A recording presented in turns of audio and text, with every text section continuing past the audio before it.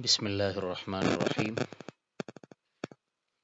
نحمده ونصلی ونسلم علی رسولہ الکریم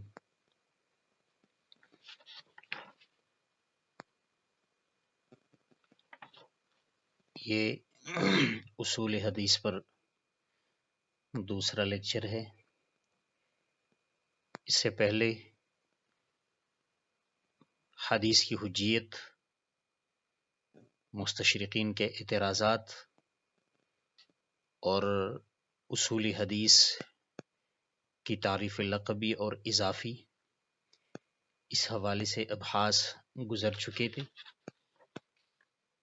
اب اس لیکچر میں اس پر بحث کریں گے کہ جو حدیث ہم تک پہنچتی ہے تو اس نسبت کے حوالے سے احادیث کی کتنی قسمیں ہیں۔ تو اگر اصول حدیث کی کتابوں کو ہم دیکھیں تو اس میں بعض حضرات نے حدیث کی ابتدائی تقسیم میں 4 اقسام بیان کیے ہیں: خبر متواتر، خبر مشہور، خبر غریب اور خبر عزیز۔ جبکہ بعض حضرات نے صرف 2 اقسام بیان کی ہے: خبر متواتر اور خبر واحد۔ تو دونوں میں کوئی تضاد نہیں ہے۔ ویسے خبر عزیز، خبر مشہور اور خبر واحد، یا جس کو غریب بھی کہتے ہیں، یہی دراصل خبر واحد کی اقسام ہے۔ تو بعض حضرات نے ابتدائی طور پر خبر متواتر اور خبر واحد حدیث کو 2 حصوں میں تقسیم کیا ہے، اور پھر آگے خبر واحد کو 3 اقسام میں تقسیم کیا ہے، طرق اور تعداد کے حوالے سے۔ تو اس میں حدیث مشہور ہے، حدیث عزیز ہے اور حدیث غریب ہے۔ یہی 3 اقسام چونکہ یہ خبر واحد کے ہیں تو لہٰذا انہوں نے یہ الگ اقسام بیان کر کے 4 اقسام پر تقسیم کیا ہے، جبکہ بعض حضرات نے صرف خبر واحد اور متواتر یہ 2 اقسام بیان کی ہے، اور پھر خبر واحد کی یہ مشہور و عزیز اور غریب یہ مشہور کی اقسام ہے، یہ خبر واحد کی اقسام ہے۔ چلو ہم بھی ابتدائی طور پر اس چیز کو 2 حصوں میں تقسیم کرتے ہیں: خبر متواتر اور خبر واحد۔ لفظ متواتر یہ تواتر سے ہے، اور تواتر کا معنی ہے تسلسل۔ تو لغوی اعتبار سے تواتر یہ تسلسل کو کہتے ہیں، اور اصطلاحی اعتبار سے ما رواہ عدد کثیر تحیل العادت تواطؤہم علی الکذب، یعنی اتنی تعداد میں ایک روایت نقل ہو کہ عادتاً ان سب کا جھوٹ پر اتفاق کرنا اور جھوٹ پر جمع ہونا یہ محال ہو۔ یعنی عقل یہ بات ماننے پر ہی تیار نہ ہو کہ یہ اتنے سارے لوگ یہ کیسے جمع ہو کر جھوٹ پر جو ہے وہ اتفاق کر سکتے ہیں۔ تو یہ ہے متواتر کی اصطلاحی تعریف۔ اب اس سے 4 باتیں معلوم ہوتی ہے جس کو خبر متواتر کی شرائط بھی کہتے ہیں۔ وہ یہ ہے کہ روایت جن سندات سے منقول ہو وہ متعدد ہو، زائد ہو، اور دوسری شرط یہ ہے کہ یہی تواتر اور یہی کثرت یہ تمام طبقات میں موجود ہو۔ مطلب ایسا نہیں ہو سکتا کہ ایک طبقے میں مثال کے طور پر سندات جو ہے وہ 20 ہو لیکن دوسرے طبقے میں وہ 2 ہو یا 1 ہو۔ لہٰذا تمام طبقات میں سندات کی تعداد اتنی ہونی چاہیے، اتنی کثرت سے ہونی چاہیے کہ عقل ان سب کو جھوٹ پر جمع ہونا یہ محال سمجھے۔ اور تیسری شرط یہ ہے کہ عقلاً ان سب کا جھوٹ پر جمع ہونا یہ ناممکن اور محال ہو۔ اور چوتھی شرط یہ ہے کہ یہ بات جس حدیث میں بیان کی جا رہی ہے تو اس کا تعلق حس سے ہو، یعنی صحابی یہ کہے کہ میں نے نبی علیہ الصلوۃ والسلام کو کہتے ہوئے سنا، میں نے رسول اللہ صلی اللہ علیہ وسلم کرتے ہوئے دیکھا، اور یا نبی علیہ الصلوۃ والسلام نے یہ قول جو ہے یہ ارشاد فرمایا، تو ایسی بات ہو جو کہ حواس سے معلوم ہوتی ہو۔ اگر حواس سے نہیں، کوئی عقلی بات ہے، تو ظاہری بات ہے عقل میں سب لوگ جو ہے وہ مختلف ہے، اور اس میں جو ہے ہر کسی کی صلاحیت یہ الگ الگ ہوتی ہے، لہٰذا خبر متواتر جو ہے اس میں کوئی عقلی بات جو ہے وہ ثابت نہیں ہوتی، بلکہ اس کے لیے ضروری ہے کہ وہ ایک ایسی بات اس سے ظاہر ہو جو کہ جس کا تعلق یہ حس سے ہو، عقل سے نہ ہو۔ اچھا، تو جب یہ چار شرائط کسی روایت میں موجود ہو جائے تو اس صورت میں اس سے جو علم حاصل ہوتا ہے وہ قطعی اور یقینی ہوتا ہے۔ تو اب اگر ایسی کوئی روایت ہے تو اس صورت میں مشہور روایت کی روات کی تلاش کرنا، اس کی تتبع کرنا، یہ جو ہے لازمی نہیں ہے، اور بغیر کسی تتبع اور تلاش کے اس کا ماننا جو ہے وہ ضروری ہے۔ تو اس وجہ سے بعض حضرات نے یہ پانچویں شرط جو ہے یہ خبر متواتر کی شروط میں شمار کیا ہے، جبکہ بعض حضرات نے اس کو مستقلاً اس کا صرف ایک فائدہ قرار دیا ہے۔ تو جنہوں نے فائدہ قرار دیا ہے وہ شروط متواتر جو ہے یہ چار بتاتے ہیں، اور جنہوں نے اس کو باقاعدہ شروط میں شامل کیا ہے تو وہ شرائط جو ہے متواتر کی وہ 5 بتا رہے ہیں۔ اور ایم سی کیوز کی کتابوں میں بھی یہی فرق پایا جاتا ہے کہ بعض حضرات نے متواتر کی 4 جبکہ بعض حضرات نے متواتر کی 5 شرائط جو ہے وہ لکھی ہے۔ بحث ہے کہ خبر متواتر کی شرائط میں سے تو ہم نے یہ پڑھ لیا کہ 4 شرائط ہونی چاہیے، اور ان میں سے پہلی شرط یہ ہے کہ سندات جو ہے اس کی تعداد یہ زیادہ ہو۔ اب کتنی زیادہ ہو اور اس کی مقدار کیا ہونی چاہیے،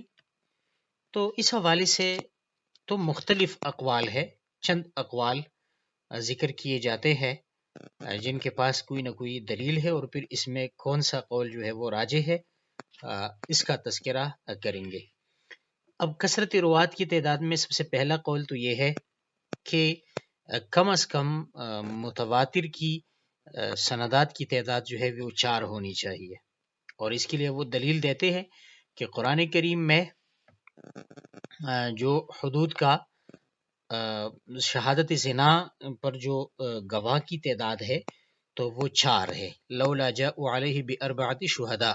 اور یہاں بھی ایک بات ثابت ہو رہی ہے تو اس کے لیے 4 گواہ کا ہونا ضروری ہے، لہٰذا متواتر کے لیے بھی ضروری ہے، کیونکہ ایک بات کی نسبت رسول اللہ صلی اللہ علیہ وسلم کی طرف کی جاتی ہے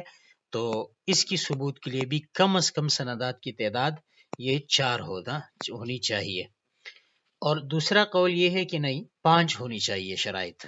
یہ تعداد، کیونکہ قرآن کریم میں لعان کے حوالے سے جو سورہ نور میں اللہ تبارک و تعالی ارشاد فرماتے ہیں والذین یرمون ازواجہم ولم یکن لہم شہداء الا انفسہم فشہادۃ احدہم 4 شہادات باللہ انہ لمن الصادقین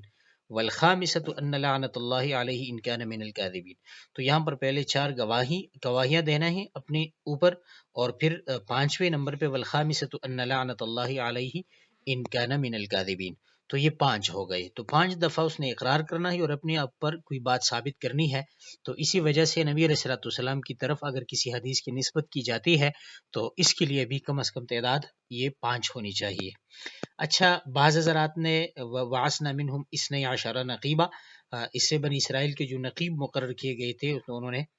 12 جو ہے وہ کیا ہے وہ سردار 12 تھی نقبہ، تو اس وجہ سے یہاں بھی تعداد ہونا یہ 12 تعداد ہونا ضروری ہے۔ اور ایک قول یہ بھی ہے کہ کم از کم یہ 10 ہونی چاہیے،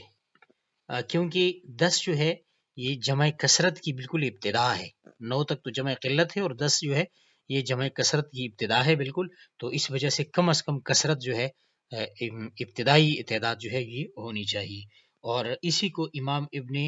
جلال الدین سیوطی رحمۃ اللہ علیہ نے تدریب الراویین میں راجح قرار دیا ہے۔ بہرحال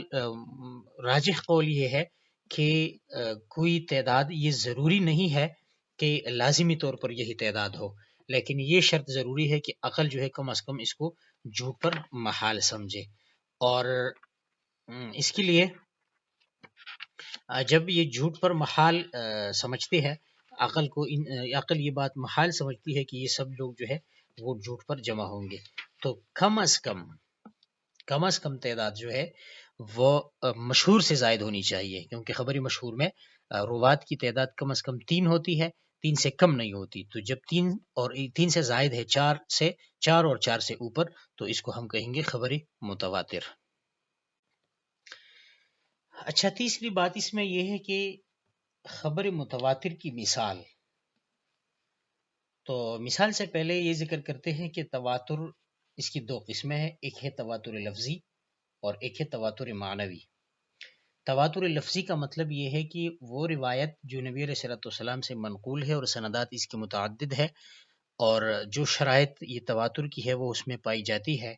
تو اس کا جو لفظ ہے حدیث کا، وہی الفاظ سیم ٹو سیم ایک راوی نے دوسری سے منتقل کیا ہو، دوسری نے تیسری سے منتقل کیا ہو، تو اگر یہی الفاظ بالکل برابر ہے تو اس کو تواتر لفظی کہتے ہیں۔ اور اس کے لیے اگرچہ یہ کم ہے تعداد میں، لیکن پھر بھی اس کی وجود جو ہے وہ ہے، اور اس میں ایک مشہور روایت جو ہے،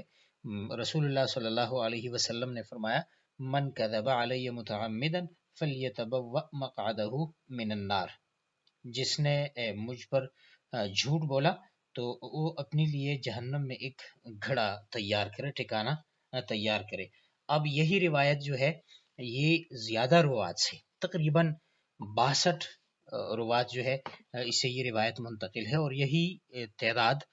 کم و بیش 62 تو نہیں ہے لیکن کم و بیش جو ہے وہ تمام طبقات میں موجود ہے اور حد تواتر سے کم نہیں ہے، اس لیے یہی روایت جو ہے یہ مثال ہے متواتر لفظی کی۔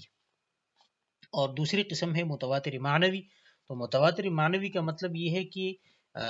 حدیث کے الفاظ الگ الگ ہیں، لیکن سب الفاظ کو جمع کر کے جو مجموعی طور پر نتیجہ اخذ کیا جا سکتا ہے تو سب کا مفہوم ایک ہی ہو، معنی سب کا ایک ہی ہو، تو اس کو کہتے ہیں خبر متواتر معنوی۔ اور اس کے لیے جو مثال پیش کی گئی ہے وہ مسال الخفین ہے۔ مسال الخفین یہ تقریباً 70 صحابہ کرام سے مروی ہے، اور اسی طرح یہ تعداد تابعین اور تبع تابعین میں برقرار ہے۔ اسی طرح عذاب قبر کی جو روایات ہے، اسی طرح دعا میں ہاتھ اٹھانے کی حوالے سے جو روایات ہے، یہی سب روایات جو ہے تواتر معنوی کی مثالیں ہیں۔ تو خلاصہ اس بات کا یہ ہوا کہ خبر متواتر وہ متواتر ہے جس میں وہ شرائط پائی جائے کہ سندات کی تعداد کثرت سے ہو، تمام طبقات میں یہی تعداد شامل ہو، یعنی موجود ہو، اور ان سب کا جھوٹ پر جمع ہونا محال ہو، اور جس حدیث میں یہ بیان کی جاتی ہو تو امری حصی ہو، اور جب یہ شرائط موجود ہو تو اس میں علم ضروری اور یقینی اس سے حاصل ہوتی ہے۔ اچھا، اور پھر متواتر جو ہے اس کی سندات کی تعداد کتنی ہونی چاہیے، تو اس سے متعدد اقوال اس حوالے سے ذکر کیے گئے، اور پھر متواتر کو 2 قسموں میں تقسیم کیا گیا، متواتر لفظی اور متواتر معنوی، اور اس کی مثالیں